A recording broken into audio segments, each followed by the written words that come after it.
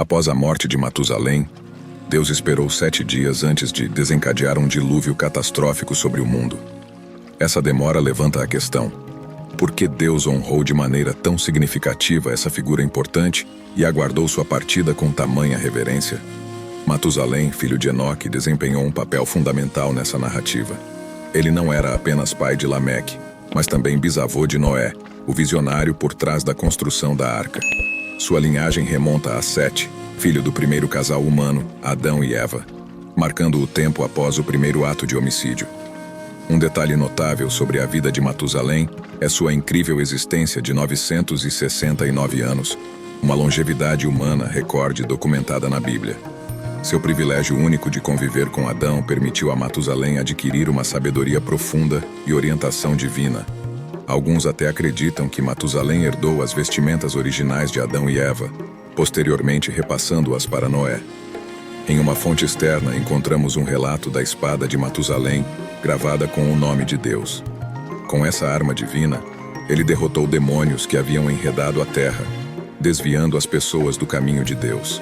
Afirma a declaração de Deus: daqui a 7 dias farei chover sobre a terra durante 40 dias e 40 noites, e eliminarei todas as criaturas vivas que criei da face da terra. Notavelmente, a morte de Matusalém ocorreu precisamente 7 dias antes do início do grande dilúvio, um período considerado significativo no judaísmo, como um tempo de luto pelos falecidos. Matusalém era altamente respeitado como um dos indivíduos justos da era pré-diluviana. Devido ao momento de sua morte, Deus adiou a chegada do dilúvio por 7 dias. Ao nascer seu neto, Noé, Matusalém fez uma declaração profética, nomeando-o Noé, que significa conforto. Esse nome foi escolhido para simbolizar o papel de Noé em trazer consolo em meio ao trabalho árduo e fadiga imposta pela terra amaldiçoada. O pai de Matusalém, Enoque, membro da 7ª geração desde Adão e Eva, é famoso por seu desaparecimento enigmático e ascensão, uma narrativa detalhada. Enoque viveu uma vida caracterizada pela fidelidade inabalável a Deus e, eventualmente, partiu deste mundo, sendo levado diretamente por Deus. Sua história sugere suas lutas com os caminhos pecaminosos das pessoas ao seu redor, retratando-o como uma pessoa sábia e devota que buscava uma profunda conexão com Deus. Seu status notável é sublinhado pela ausência de qualquer registro de sua morte. Durante seu tempo na Terra, Enoque desempenhou um papel significativo na educação de seu filho, Matusalém, transmitindo conhecimento em áreas como leitura, escrita e matemática, conforme detalhado no livro de Enoque. A geração que enfrentava a iminente inundação havia se envolvido profundamente na feitiçaria e se afastado muito do caminho correto. Eles buscavam desesperadamente alívio do trabalho árduo e da tristeza infligidos a eles como consequência do pecado original de Adão. No entanto, eles não mostraram inclinação para corrigir essa transgressão. Portanto, a fome que os atingiu durante os dias de Lameque não foi vista como resultado da culpa humana, mas sim como um decreto divino. Consequentemente, as pessoas dessa era recorreram a soluções místicas em sua busca por alívio do sofrimento causado pela natureza árdua da terra, amaldiçoada pelo Senhor. Diante dessa desolação generalizada, Matusalém, um homem justo bem versado nos ensinamentos de Deus, advertiu seu filho Lameque contra nomear seu neto de acordo com a geração destinada a ser enredada pela malevolência. Ele previu o perigo potencial que essa geração representava, inclusive para Lameque e Matusalém, dada a retidão deles e a profunda compreensão dos caminhos de Deus. No período que antecedeu o dilúvio, a humanidade se desviou do caminho da retidão, entregando-se ao pecado e ocupando-se com a criação de gado.